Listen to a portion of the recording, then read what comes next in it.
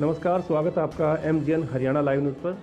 मैं हूं किशन सैनी। आज हम राजस्थान के अलवर ज़िले में मौजूद हैं और ये घिलोट गांव, आपको पता ही होगा कि लगातार हमारे चैनल पे जो घिलोट और डेरा शाहपुर की एक दहेज के खबरें आप लगातार हमारे चैनल पे देख रहे हैं। तो हमारे साथ वो बहादुर बेटी आज यहाँ पर मौजूद है और उनकी माताजी हमारे साथ मौजूद हैं।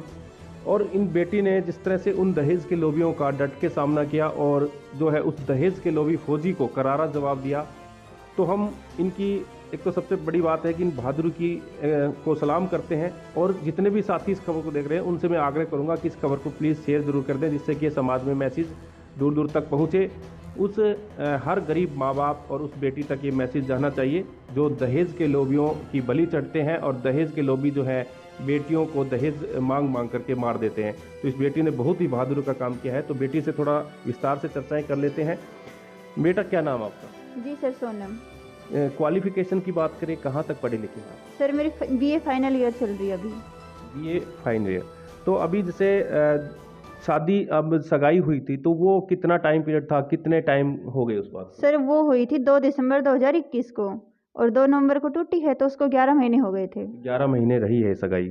तो उसके बीच में जो जिस तरह से रस्में रिवाज होती हैं, उसमें क्या प्रक्रिया रही कि कौन कौन सी रस्में हुई? जैसे सगाई में गोद भराई होती है और चीज़ें हैं, क्या क्या क्या हुआ? सर जैसे कि 2 दिसंबर को जो गोद भराई हुई थी, उसमें जो उनके वहाँ से जो 33 लोग आए थे, उनके कपड़े वगैरह के, उनके मान-तान, उनका खाना-वाना, लड़के को यहाँ से 31,000 से रोका गया, लड़के के कपड़े वगैरह भेजे गए हैं। तो खर्चा तो सर हमारा खूब हुआ था उसमें, जो गोद भराई रस्म थी। हमारी यहाँ की पूरी फैमिली भी थे, पापा के जो दोस्त वगैरह थे, वहाँ सब कुछ था, तो खाने-वाने में पैसे खूब खर्च हुए हमारे उस टाइम। मैडम, जैसे आप भी वहाँ जैसे उस चीज़ को देख रहे थे, जिस तरह से जब शुरू में व्यवहार कैसा था, जिस टाइम वो जो गोद भराई करने के लिए आए, तो उनके परिवार वालों का कैसा व्यवहार नज़र आ रहा था? जी, उस टाइम तो करेक्ट मैटर चल रहे थे, तो टेंट में भी जैसे उरा की लेडीज थी, उठा की जन वो बच्ची माने पसंद आ गई, माने एक रुपये चाहिए। तो उस टाइम तो दिमाग में वो बात फिर रही थी, भाई इनने मतलब डिमांड करा कुछ ऐसी बात कहाँ, तो वो डर थो जी उनने उस टाइम। तो मतलब मेरा सी अब तक जो भी बात हुआ अगर जी दहेज का बारा मतलब बच्ची से कुछ बात करे अगर तो लड़को, लेकिन मेरे सामने जी दहेज का बारा में कोई बात ना हुई कदे भी। तो उस टाइम कोई बात नहीं हुई जब नहीं करेटा जी। का जब हरियाणा में वो मैटर था? हाँ जी, अब उसी करेटा। टाइम, हाँ जी, उसी अच्छा। टाइम रिश्ता हुए थे, तो उस टाइम मतलब लेडीज आई थी, किसी ने भी कोई दहेज के प्रति कोई मांग ना करी, कोई कैसे जिक्र ही ना करो जी उस टाइम। अच्छा, तो उस टाइम व्यवहार अच्छा था उनका, हाँ मतलब जी, सभी उनकी बिल्कुल। उनकी मदर है, उनके फादर या ताऊ जो भी हैं? हाँ जी, सबको मतलब बढ़िया व्यवहार तो, और लास्ट टाइम भी मेरा से भी जब भी बात हुआ करती जो दहेज का बारा मतलब कदे भी कुछ कोई डिमांड नहीं आई जी उनकी तरफ से। बच्ची ने मतलब वो करया कर, तो जो राकेश है वो बच्ची से बात करया कर, जब ये छोटी छोटी डिमांड बच्ची ने जी मन कदे बताई कौन नहीं। अच्छा अच्छा। तो बेटी तो मतलब उससे मतलब ये सोच गई कि भी शायद कभी वो जैसे गवर्नमेंट जॉब में तो शायद सुधर जाएगा, ऐसी बातें होती है कि भी, लेकिन उनके कोई फर्क नहीं पड़ा उस चीज़ का? हाँ जी, बच्ची मतलब समझदारी से काम ले रही थी कि मैं मेरी तरफ से मतलब रिश्तों ना तोड़ना, इनका पापा ने कदे भी कही जी खानदानी घर से है, ये बच्ची मतलब समझदारी से काम ले रही थी जी। ये सोची कि ऐसे हो तो पापा रिश्तों तोड़े, कल पापा की बेइज्जती हो ना पता हो तो कल आगे ज़्यादा मतलब ऐसी दिक्कत आओगी जो मान सम्मान पे इतनी ठेस जाएगी। उस टाइम बच्ची बता देती जी इतना मतलब सम्मान पे ठेस ना जाती जी। तो बेटा, जैसे आपने मतलब ऐसा क्यों सोचा कि भाई घर वालों को ना बताए? तो ये कब से शुरुआत हो गई थी ये इस तरह की डिमांड करने की? सर जैसे कि सगाई जब 4-5 महीने हो गए तब तक तो नॉर्मल था, ऐसे ही बात-वात होती थी, बस नॉर्मल था, कुछ डिमांड उसकी नहीं आई थी।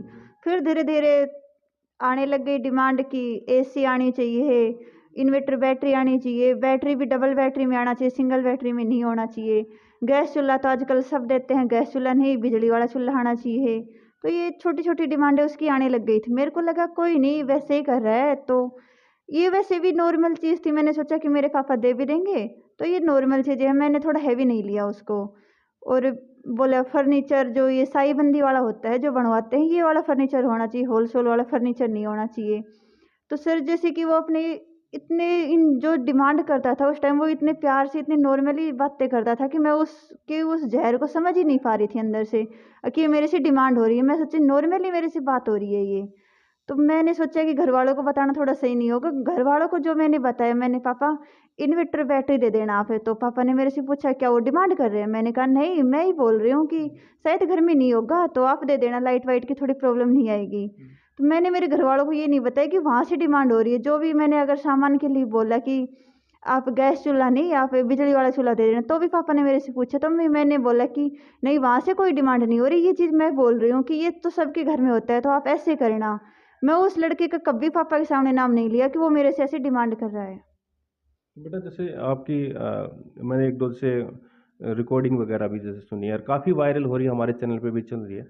तो अब जैसे बात कर रहे थे उस टाइम आपकी 12 से 15 मिनट की एक रिकॉर्डिंग है, तो आप बार बार समझाने की कोशिश कर रहे हैं हमारी तो हैसियत नहीं है, पापा बहुत गरीब है, और वो कह रहा है कि नहीं मैं एडजस्ट कर लूँगा उस चीज़ को, आप प्लीज़ इतने रुपए ले आए, हमारी समाज में इज्जत हो। अभी मतलब अभी क्या इज्जत होगी उनकी, जिस तरह से वो दहेज मांग रहे हैं, और दहेज मांग करके आपने देखा होगा कि पूरे समाज में उनकी थू-थू हो रही है, और काफ़ी शायद मुँह दिखाने लायक भी नहीं है, शायद वो लड़का ही गाँव में, अब से गाँव से बाहर है। तो आप क्या मतलब क्या आप समझते हैं अभी इस तरह की बातें करके उन्होंने अपने भी पैर पे कुल्हाड़ी मारी? जी सर, पैर पे कुल्हाड़ी तो सबके सामने है, मारी तो उस बंदे ने खुद नहीं है। वो मेरे से डिमांड कर रहा था, फिर भी मैंने मेरी फैमिली को नहीं बताया। मैंने सोचा कि कोई नहीं, मेरे घर वालों की इज्जत खराब होगी, मैं बताऊंगी पापा को।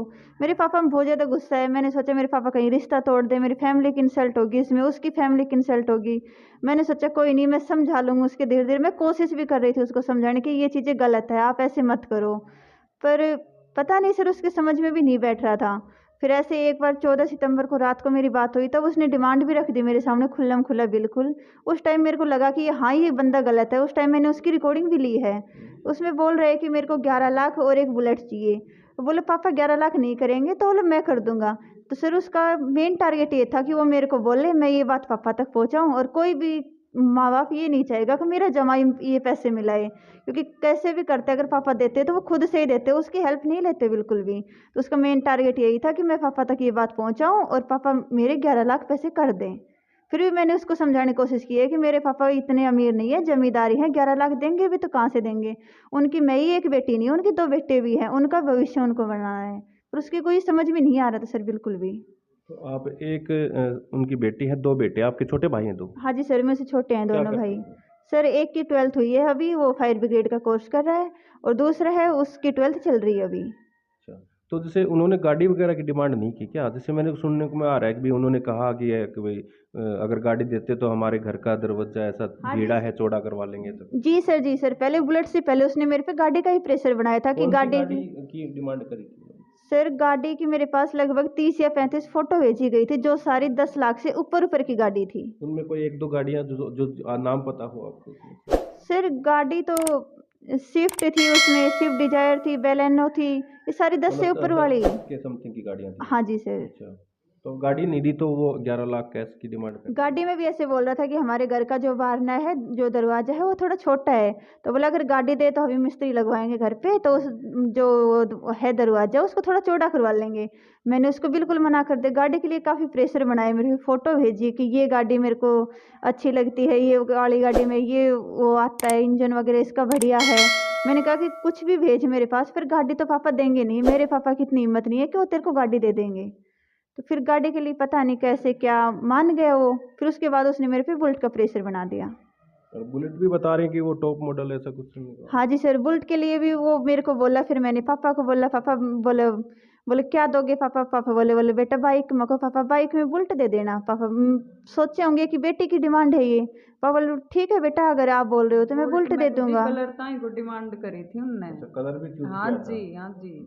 अच्छा, ब्लैक कलर ऐसा कुछ बोला है? हाँ जी, यो है ना, मतलब यो सुन जो कौन भी सी अभी चीज़। हमने हाँ दिखाया था जी, चैनल पे ये हाँ कलर जी, था। ये उनकी पसंद थी। और वो मतलब डिलीट है कि नहीं व्हाट्सएप पे मतलब भेज कर ये मतलब लिख भी रखे हो तो। अच्छा, हर चीज का मतलब वो चूज कर हाँ रहा था जी, उधर से एक भी और हर ये चीज़ चीजें। उनकी पसंद की कर रहा था जी हम तो। बुलेट के लिए भी बोला कि जो अभी टॉप मॉडल चल रहा है बुलेट में, जो हंटर आ रही है, और हंटर में भी बोले 2 कलर चल रहा है, तो इस वाले कलर के फीचर थोड़े ज़्यादा अच्छे हैं, ये वाला कलर आना चाहिए। मतलब फिर उसमें भी डिमांड कर रहा था? जी सर, बिल्कुल डिमांड पे ही सारी चीज़ें उसकी हो रही थी। फिर मैंने पापा को बोला, फिर बोला कि पापा को बोलना कि अभी इसके लिए थोड़ी कार्रवाई करें, क्योंकि इस पे 3 महीने वेटिंग चल रही है, टॉप मॉडल है। तो मैंने पापा पे प्रेशर बनाया, पापा जाओ इसके लिए लगाओ।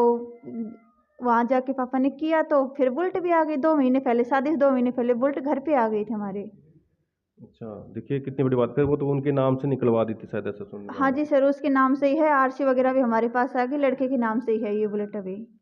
बेटा एक बात से मैं आपसे एक और जानना चाहूँगा, क्योंकि काफ़ी दर्शक जो हैं वो वेट कर रहे हैं इस बात को लेके।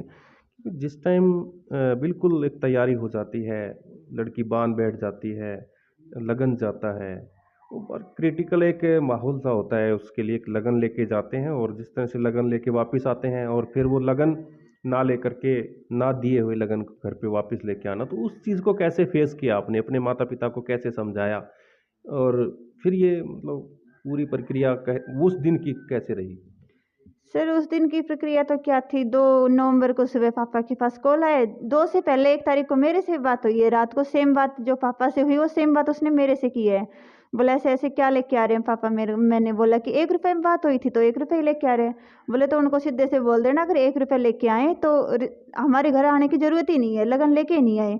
मैं कहा ये आप क्या बोल रहे हो, होश में तो हो ना आप। मैंने ये सब बातें उसको बोली है। बोला हाँ मैं अच्छे से होश में हूँ, मुझे पता है मैं क्या बोल रहा हूँ। मैं कहा मेरे पापा तो एक चीज़ देंगे, आप एक चीज़, इन दोनों चीज़ों में से एक चीज़ डिसाइड कर लो, या तो आपके पैसे चाहिए या फिर मैं चाहिए। तो उस टाइम वो साइलेंट रहा, उसने कोई जवाब नहीं दिया। पर सुबह उसने कॉल करके जाओ तो आराम से दे दिया जब उसने पैसे मांगे तब। तो सर मेरी फैमिली के लिए इस सब चीज़ों को फेस करना बहुत ज़्यादा मुश्किल हो रहा था। एकदम से पापा पे ये प्रेशर पड़ा कि ऐसे पैसे करने हैं। सरपंच ने, उसके जो बड़ा भाई था अमित, उससे बात की तो बोला कि हमारे गांव में 5 आए हुए हैं, इससे ज़्यादा अगर हो सके तो ही लगन लेके आना, वरना लगन लेके मत आना। तो सरपंच, जो मेरे ताऊ जी, जो रिश्तेदार हमारे यहाँ पे आए हुए थे, सब ने पापा को समझाया कि भाई इज्जत का सवाल है, तो आप कुछ भी करो, हमसे मदद ले लो, कुछ भी करके आप 5 से ऊपर कर दो। तो पापा ने देखा कि बेटी की भी इज्जत है, मेरी भी इज्जत का सवाल है, रिश्तेदार गांव वाले सबकी इज्जत को देखते हुए पापा ने 551 भी कर दिए। 551 वहाँ लेके भी चली गई। 551 लेके जाने के बाद ही बोले कि हमें तो 11 जोड़ी पाजे, 11 सोने की अंगूठी और 11 लाख ही पैसे चाहिए। अगर ये लेके आए हो तो लगन पूछ जाओ, वरना अपना सामान उठाओ और यहाँ से जाओ। वहाँ पे काफ़ी झगड़ा वगैरह भी हुआ, बता रहे हैं कि काफ़ी छोटे छोटे बच्चे थे, महिलाएं थी, उनके धक्के भी मारे गए, काफ़ी ऐसे माहौल हाँ जी खराब सर, हुआ। मेरी भाभी थी, मामी थी, मेरी जो बड़ी बड़ी सिस्टर्स हैं, छोटे बच्चे जो मेरे भाई भतीजे हैं वो भी गए थे, मेरी फ्रेंड्स भी थी। उन सब के साथ बहुत ज़्यादा बदसलूकी हुई है सर। घर से धक्के मार के बाहर निकाला गया, उनके पानी तक नहीं पिलाया। इतने छोटे छोटे मासूम बच्चे थे, बेचारे रो रहे थे, फिर भी उनको धक्के मार से उनको गालियाँ तक भी दी जा रही थी कि यहाँ से निकलो ना, हमारे घर पे बैठे ही क्यों हो आप सब, अपना सामान उठाओ, अपने घर पे जाओ। तो पुलिस प्रशासन के पास भी गए थे उसी दिन की बात, जैसे अलवर थाने में बताया जा रहा था, कोई कार्रवाई हुई क्या? नहीं सर, हमें पुलिस से हमें कोई न्याय मिला ही नहीं है। वहाँ से हमें धक्के मार के बाहर निकाला जा रहा था पहले तो। जो थोड़ा मामला थोड़ा सीरियसली लिया गया है, अब थोड़ा हमारी सुनवाई होने लगी, पर अभी कोई डिमांड, अभी ऐसी कोई न्याय हमें कुछ खास नहीं मिला, क्योंकि लड़के को अभी तक एक बार भी थाने तक लेके भी नहीं जाया गया है। बयान हो रहे हैं, हमें बुलाया जा रहा है, उनको बुलाया जा रहा है, बस अभी यही चल रहा है प्रोसेस। बेटा एक बात जैसे और बताइए, मेरे को जहाँ तक लगता है कि जो उसका जो ताऊ था लड़के का, वो कहीं उस लड़के की और कहीं शादी के लिए लड़की देखी थी, शायद आपकी बातें होती हो और कोई जिक्र हुआ हो इस तरह का, कोई हमारे इस तरह की बातें हमारे सामने आई है। आपसे शादी ना करवा के वो किसी और लड़की से उसका पहले शादी करवाने की बात कही थी, लेकिन वो गरीब घर के थे, वो दहेज नहीं देना चाहते थे, तो शायद ऐसा भी कहीं आपको सुनने को आया। हाँ जी सर, ये जो अमित है, जो उसका बड़ा भाई अमित था, इसकी जो वाइफ है अवनी, इसके जो मामा की लड़की थी उसके लिए बोला था। पर वहाँ से उनको लगा कि यहाँ से पैसे वगैरह थोड़ा कम मिलेंगे, फैमिली थोड़ी गरीब है, तो वहाँ से उन्होंने रिश्ता रखा नहीं, बोल दिया कि हमें लड़की पसंद नहीं आई। बाकी वो लड़की मेरे से भी काफ़ी सुंदर थी, पर वहाँ से उन्होंने रिश्ता नहीं रखा, क्योंकि वहाँ से उनको दहेज जितना वो चाह रहे थे उनको दहेज नहीं मिलता। अच्छा, मतलब ये मतलब खाली पैसों के लालच में सारा सिस्टम किया कि भाई हमें तो पैसों से प्यार है, लड़की से कोई ऐसे मतलब नहीं है सर। बिल्कुल सर, क्योंकि 11 महीने मेरी भी तो सगाई रही, उनको पूरी फैमिली को, मेरे को नहीं लगता कि पूरी फैमिली को मेरे से उनको 1% भी लगाव था। उनको लगाव था तो सिर्फ 11 लाख मिल जाए, कैसे भी मिले, 11 लाख मिले बस उनको। तो अभी तो वो बातें भूल चुके होंगे शायद, या फिर जब 11 महीने आप उनसे बात करी तो वो चीज़ें तो अब दिमाग से निकल चुकी होंगी कि भाई इतना घटिया इंसान हमारे साथ रिश्ता जुड़ने वाला था, वो चीज़ें तो अब शायद नहीं रही होंगी अभी दिमाग में। सर माइंड में था जब तो खूब था, बाकी अभी मेरे माइंड में नहीं है। जिस दिन मेरे पापा की उसने इंसल्ट कर दी, उसी दिन मेरे माइंड से आउट हो चुका वो लड़का बिल्कुल। क्योंकि मेरी फैमिली की जो इज्जत नहीं रख सकता तो फिर मेरी क्या इज्जत रखेगा वो। तो जैसे काफ़ी आर्मी के लोग भी हमें देखते हैं, क्या कहना चाहेंगे, जैसे जिस तरह से वो नौकरी बता रहे हैं कि वो +2 करने के बाद वो अपनी मेहनत करके नौकरी लग गया, और अभी वो काफ़ी हमारे इस चैनल पे कमेंट आते हैं कि हमें उनकी बायोडाटा दें, हमें बताएं उनके बारे में, हम आगे उनकी रिपोर्ट करेंगे। ऐसे दहेज के लालची को तो शायद नौकरी पे नहीं रखना चाहिए। तो क्या कहना चाहेंगे इस दहेज के लॉबी के बारे में, जो इनके फौज के जो बड़े अधिकारी हैं उनको क्या मैसेज देना चाहेंगे? सर मैं फौज के जो भी बड़े अधिकारी हैं सबसे यही उम्मीद रखती हूँ और उनसे यही बोलना चाहूँगी कि ऐसे जो भी गद्दार इंसान है इनको फौज में ना रखें तो ही अच्छा है, क्योंकि जो ये यहाँ पे ऐसी डिमांड कर रहे हैं तो आगे ये देश को बेच सकते हैं। देश के लिए एक कलंक है ये फौजी। तो इस तरह के फौजी को तुरंत बर्खास्त किया जाए नौकरी से। और जो ये लड़का है ये आर्मी से था, आर्मी में कलरक साइड से, और इसकी जो बंगाल इंजीनियरिंग से था, ये रुड़की इसकी पोस्टिंग थी स्टार्टिंग। अभी जो फिलहाल ड्यूटी है इसकी ये है पालमपुर हिमाचल प्रदेश। देखिए, काफ़ी लोग कमेंट कर रहे थे, बेटी ने बता भी दिया कहाँ पोस्टिंग है, कहाँ क्या है। तो सबसे बड़ी बात तो है कि दहेज के लॉबी ने जिस तरह से ये घटनाक्रम किया और बेटी ने एक करारा जवाब दिया। बहादुरी के चर्चे काफ़ी दूर दूर तक हैं और इस बेटी ने जिस तरह से अपने माता पिता की इज्जत बचाई और अपनी जान वहाँ जा सकती थी। सबसे बड़ी बात तो ये थी कि अगर दहेज की डिमांड अगर पूरी नहीं होती तो बेटी की जान भी ले सकते थे, क्योंकि ऐसा कई बार हमने देखा है, कई केसों में ऐसा सुनने को भी आया है।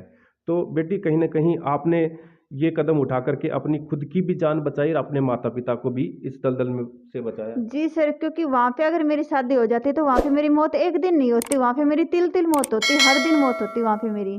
क्योंकि उस फैमिली को मैं अब समझ पा रही हूँ, उस टाइम तो पता नहीं उसका प्यार था कि क्या था, मैं उस चीज़ को नहीं समझ पा रही थी, पर अब उस चीज़ को मैं बहुत अच्छे से समझ रही हूँ सर। बेटा, जैसे इस फैमिली में जैसे उसकी जो माँ थी वो बता रही थी कि अगर दहेज नहीं देना था तो किसी गली के कहीं गली के लड़के से शादी कर देते, ऐसा भी मेरे को सुन। आपको पता होगा इस बात से? हाँ जी, वो लड़का की ताई है, मंजू नाम है उसका, अमित की मम्मी है जी वो।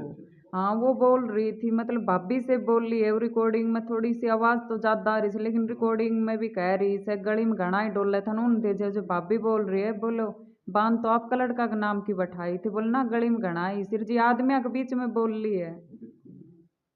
तो काफ़ी घमासान हुआ उस टाइम। हाँ जी। तो देख सकते हैं ये किस तरह से घटनाक्रम हुआ और इस बेटी ने बहादुरी से डट के उसका सामना किया। और हम कामना करते हैं इस बेटी की उज्जवल भविष्य की। तो बेटी, क्या सपना है आगे बनने का आपका?